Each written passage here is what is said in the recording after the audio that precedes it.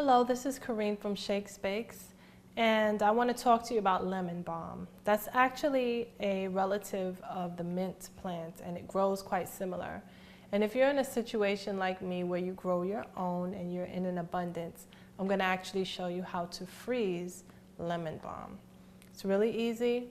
What you do is you rinse your lemon balm and you pat it dry, and you lay it on a paper towel until it absorbs all of the moisture out of it, which I've already done. At that point, you transfer your lemon balm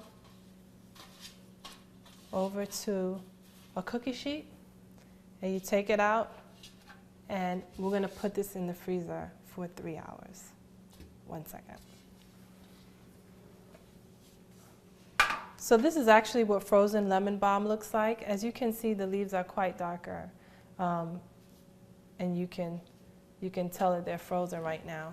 So the next step is to pick the leaves off of the stem really easily.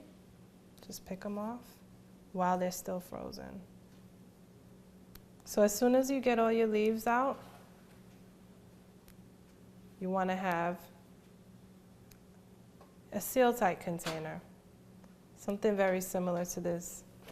If you don't have anything on hand, you can go to the discount store, or this is just a carry-out container that seals very tightly, actually. And you're going to just pick up your leaves.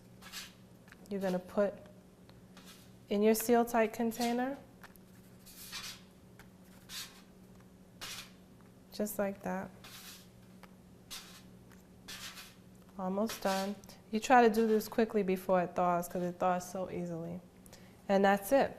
You're going to seal this, and you just store it in the freezer from here on out. And this is how you freeze lemon balm.